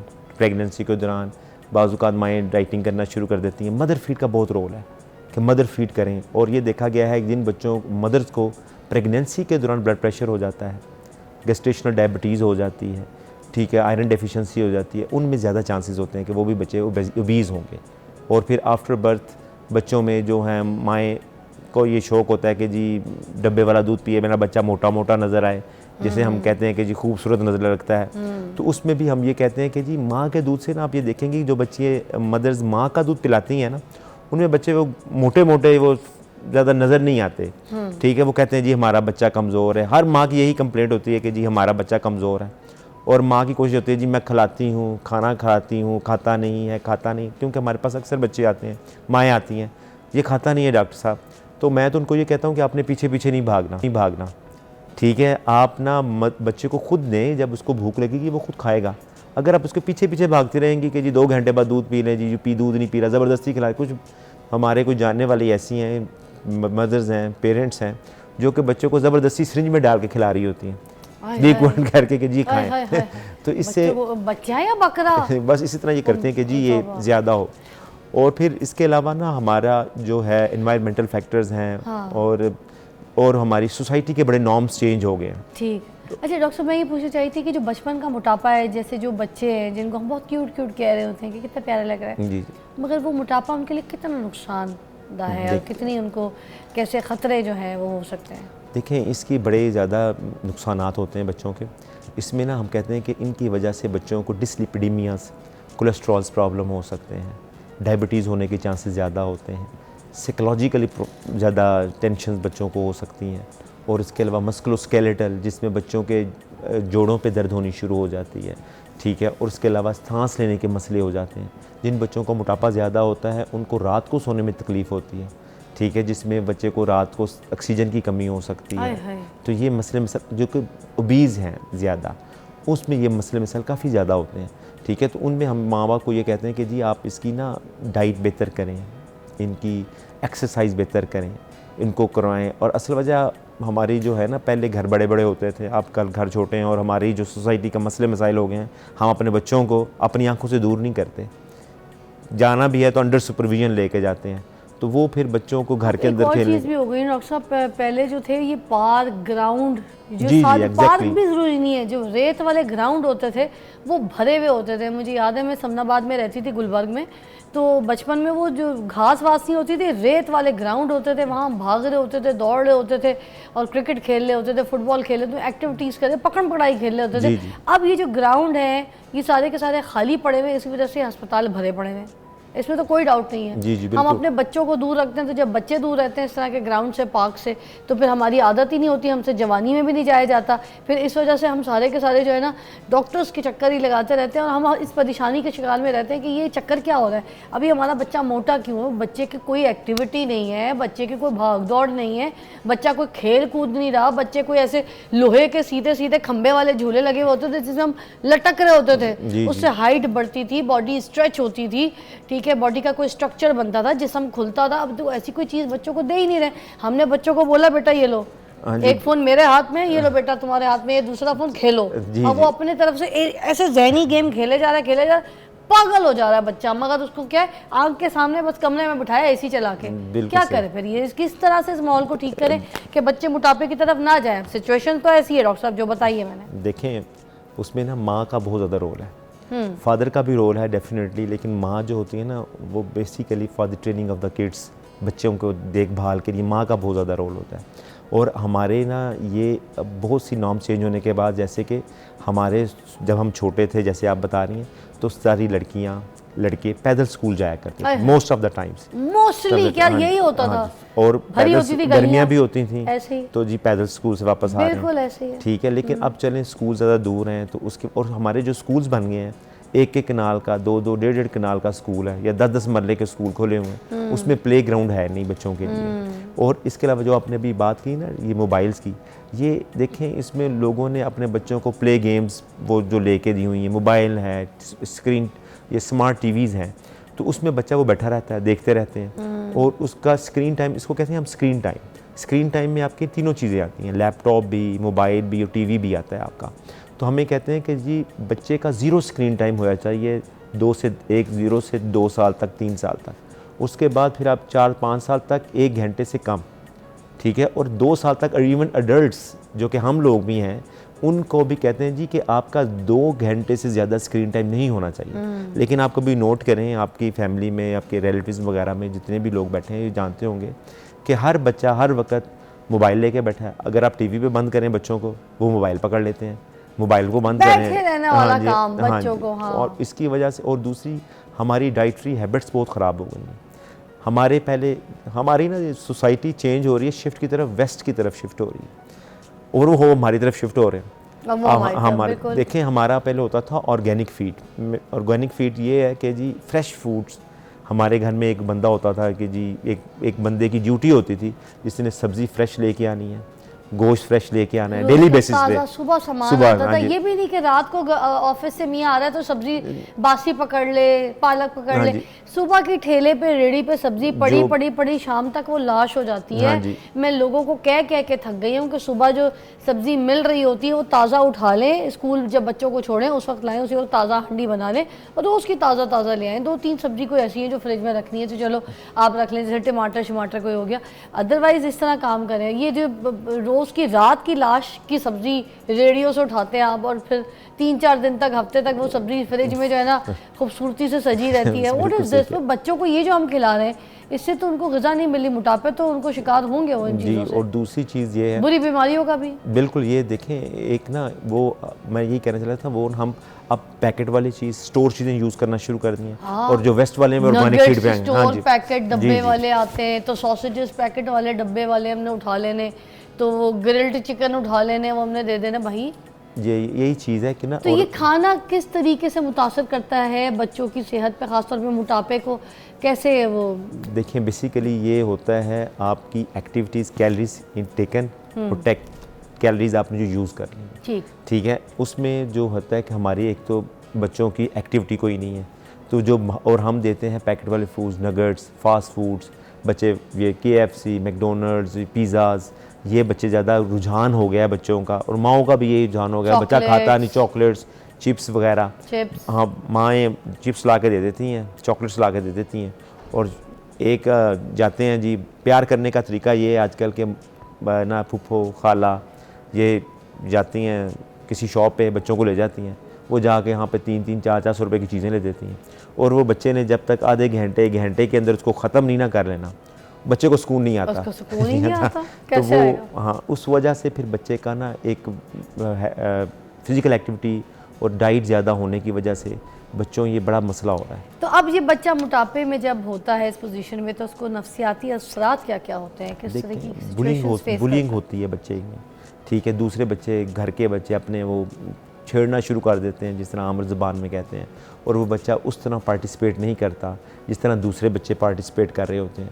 फिर वो उससे फिर वो अपनी सेपरेशन फील करता है कि जी दे आर गेनिंग मोर, जो कि आइसोलेशन में चला जाता है, उसको खिलाते नहीं हैं अपने साथ, ठीक है। तो इस वजह से बड़े बच्चों को फिर मैंने देखा है, होता है, फील करता है, जब बहुत सारे बच्चे कुछ खाना मांग रहे हो तो उसको खाना मांगते हुए सब फैमिली वालों के सामने शर्म आती है कि मतलब जैसे खाना उसके लिए बना ही नहीं, और वो मांग ले तो लोग हंसना शुरू कर देते हैं, तो उसकी पोजीशन कुछ अजीब ही नर्वस हो जाती है। हाँ जी, ये बेसिकली ये एक ना, लेकिन ये हमारा सबसे लीस्ट जो एरिया है जिसमें माँ बाप ज़्यादा कंसर्न होते हैं कि जी कोई मसला नहीं, ये ठीक हो जाएगा, शाये है जी बच्चा थोड़ा सा, लेकिन उसमें माँ बाप को थोड़ा सा उसको करना चाहिए कि उसकी एक्टिविटी बढ़ाएं। और इसको अब ये जब मोटापा होता है डॉक्टर साहब, उसको गैस प्रॉब्लम होती है बच्चे को, फाट प्रॉब्लम, गैस प्रॉब्लम, पेट में दर्द, मरोड़े, कब्ज, इस तरह की भी तो चीज़ों को उसको शिकार होता होगा जब मोटापा होता होगा। देखिए, ये जो सारी चीज़ें ना, ये एक विशियस साइकिल होता है। विशियस साइकिल ये होता है कि अगर एक चीज़ ख़राब हो ना, अब देखिए ना, अब हम इस एज में अगर हमें ब्लोटिंग हो जाती है डॉक्टर साहब, हम कितना इरिटेट फील करते हैं। उस मोटापे में अगर बच्चे को कुछ खाता है, बच्चे को ब्लोटिंग हो जाती है, पेट में तकलीफ हो रही है, सूज रहा है, जिस्म अजीब फूल रहा है एक गेंद की तरह, उस बच्चे को क्या हो रहा होगा? वो सबको कैसे कंट्रोल कर सकते हैं? देखें, उसमें 2 ही चीज़ें, बल्कि 3 चीज़ें। एक तो सोशल सपोर्ट माँ बाप की, और इसके अलावा उसकी एक है माई प्लेट कंसेप्ट है, वेस्ट में उन्होंने दिया है माई प्लेट, जिसमें यह है कि जी 50% आपकी वेजिटेबल्स वगैरह हों, 20% प्रोटीन्स हों, 30% कार्बोहाइड्रेट्स हों, इस तरह के उन्होंने दिया है कि जी आपकी जो है ना डाइट में ये जो कार्बोहाइड्रेट्स हैं, फैट्स हैं, वो कम से कम हो। और उसके अलावा एक कंसेप्ट है walking school bus. Walking school bus ये होता है कि जी आपने जिस तरह बच्चे एक बस में जाते हैं ना इकट्ठे होके, तो उन्होंने कहा जी एक अपनी कम्युनिटी का एक बंदा हायर करें जो कि अंडर सुपरविजन बच्चों को पैदल स्कूल लेके जाए और पैदल स्कूल वापस लेके आए। This is called walking school bus.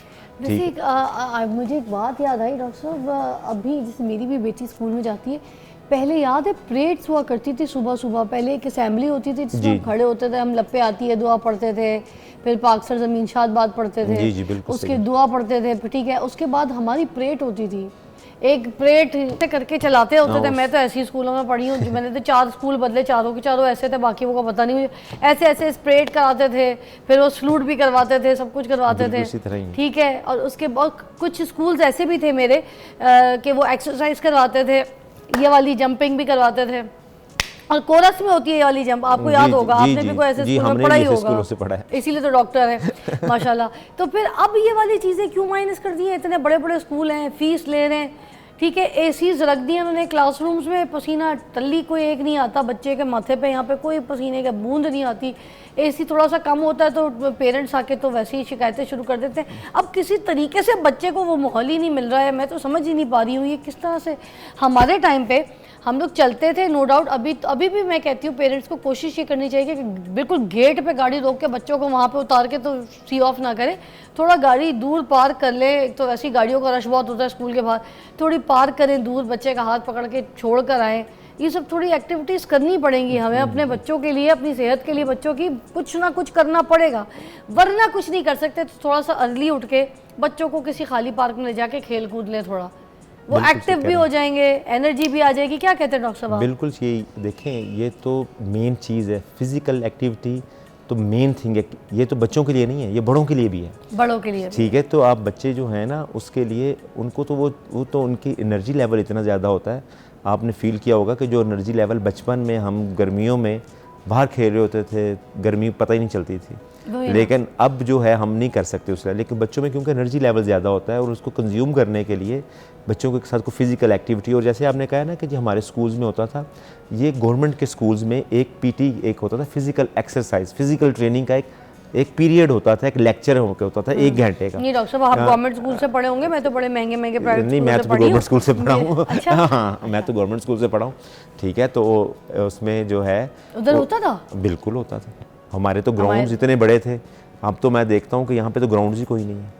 देखें जब प्राइवेट स्कूल फीसें कितनी लेते हैं? बहुत ज़्यादा फीसें लेते हैं, और इनकी एक्टिविटीज़, फिजिकल एक्टिविटीज़ कम होने के बराबर है, बिल्कुल ना होने के बराबर है ही नहीं। हाँ जी, तो इसलिए ना ये चीज़ें इनको करनी चाहिए, इनकॉर्पोरेट करनी चाहिए। गवर्नमेंट को भी कहना चाहिए कि जी एक स्टैंडर्ड है कि ये स्कूल का ये स्टैंडर्ड है, इस एरिया के मुताबिक अगर स्कूल होगा तो हम इसकी इजाज़त देंगे, अगर उसमें ग्राउंड होगा, फैसिलिटी होगी तो हम इजाज़त देंगे। आप देखें एक कनाल के स्कूल में क्या ट्रेनिंग होगी, और उसकी बच्चे की जहनी ग्रोथ भी नहीं होती, ठीक है ना। एक तो बच्चे के मोटापा तो होता ही होता है, जहन का भी मोटापा हो जाता है, जहन की भी ग्रोथ नहीं होती। तो उसके लिए आपकी ना ये नहीं होता कि आपने सिर्फ किताबें ही पढ़नी है। आपका जो किसी अच्छे स्कूल में जाए ना, तो ये अच्छे इंस्टीट्यूशन में जाएँ तो आपकी ब्रेन की ग्रूमिंग भी होती है, तो उसके लिए भी आपके इंस्टीट्यूशन भेजिए। तो फिर दूसरी तरफ बात निकल जाती है।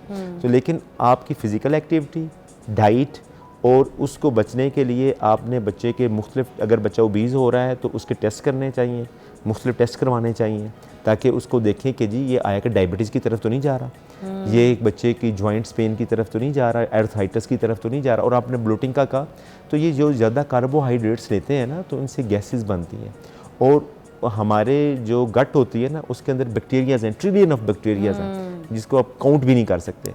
तो वो हमारी डाइट डिपेंडेंट होते हैं, जिस तरह की हम डाइट खाते हैं उस तरह के बैक्टीरियाज बनते हैं, तो वो फिर हमारी जो है ओवरऑल हेल्थ को मॉनिटर करते हैं। अच्छा, जो गरीब का बच्चा है, जो मजदूर का बच्चा है, वो नहीं इस हालत में हम देखते। मोस्टली वो बच्चे बड़े दुबले पतले एक्टिव, वो भाग दौड़ वाले होते हैं, स्कूल जा रहे हैं, बस्ता पकड़ के भी जा रहे हैं, अपनी बहनों को भी, छोटी छोटी बहनों को संभाल के लेके जा रहे थे, रोड क्रॉस कर रहे थे। मोस्टली आपने देखा होगा उन बच्चों में इस तरह की ओबेसिटी नहीं देखने को मिलती है। देखिए, ये ज़्यादातर हमारे माशरे में जिस तरह से मिडिल क्लास लोग हो गए, अपर क्लास लोग हो गए, उधर इस तरह की चीज़ों में ज़्यादा पाया जाता है। इस तरह जो बहुत ज़्यादा क्लास कॉन्शियस और महंगे स्कूलों में पढ़ाने वाले बच्चों पे बड़ी फीसें खर्चा करते हैं, उसके बावजूद ये होता है। अच्छा, एक आपसे आखिरी सवाल ज़रूर करूँगी जो मुझे लगता है टाइम ख़त्म ना हो जाए, कि ये ज़रूर बता दें क्या बच्चों को डाइटिंग कराई जा सकती है इस छोटी उम्रों में? मतलब अब अगर हम बात करें स्कूल एज के बच्चों की, तो क्या उसमें डाइटिंग कराई जा सकती है कि उनसे खाना एक वक्त माइनस करा दिया जाए, फाका करा दिया जाए? देखें, ये ना बच्चों में करानी चाहिए ना बड़ों में करानी चाहिए। डाइटिंग बिल्कुल नहीं करनी चाहिए। ठीक, नो। आप डाइटिंग को क्या कहते हैं, चेंज कर सकते हैं, डाइट चेंज कर सकते हैं, जिसमें एक में फाइबर डाइट, एक कहता है ना कीटोजेनिक डाइट बहुत मशहूर है, एक फाइबर डाइट है। फाइबर डाइट ये होता है कि वो आप जो मूली, गाजर, सब्जियां, ये आपकी फाइबर डाइट है जो कि आपका बल्क ऑफ द जो डाइट है उसको इंक्रीज़ करते हैं और आपका पेट भरा रखते हैं और कैलोरीज में नहीं होती। अच्छा। उससे ये होता है कि आपको भूख कम लगती है, ठीक है, और आपको कब्ज़ भी नहीं होती, ब्लोटिंग वगैरह के भी मसले मसाइल कम होते हैं, और ये जो मैंने बताया कोलेस्ट्रॉल, ये दूसरी चीज़ें, ये कम होने के चांसेस होते हैं। और दूसरी चीज़ ये है कि बच्चों को जो पैकेट वाली चीज़ें हैं और जो स्कूल के नाश्ते हैं, ख़ास करके मैं ये ज़रूर कहूँगा कि नगट्स ना दें, ठीक है। ये जो बर्गर बना के देते थे हम पूछते हैं डॉक्टर के जी आप बाहर के बर्गर्स वगैरह तो नहीं डॉक्टर साहब मैं खुद बना के देती हूँ। हाँ, ये क्या बात हुई भला? कि वो उनको ये समझना चाहिए कि वो भी फास्ट फूड ही है। हाँ। अगर आप बना के दे रही हैं तो वो भी फास्ट फूड है। नगट्स ना दें, फ्रेश चीज़ें दें, पराठा बना के दें, अंडा दें, एक अंडा बॉयल दे दें, एक सेब दे दें, एक केला दे दें, जो बच्चे की हेल्थ के लिए बेहतर हो। लेकिन ये ना करें कि जी पैकेट वाली चीज़, मैं ये कहूँगा कि वो उससे अवॉइड करें, ये बच्चे की सेहत के लिए बहुत ज़रूरी है। Thank you so much doctor साहब, बहुत बहुत शुक्रिया। आपने बहुत डिटेल में जाके सबको समझाने की कोशिश की। आई होप सब पेरेंट्स को समझ आई हो और इस पर अमल करें। Thank you so much. Thank you very much, so nice of you.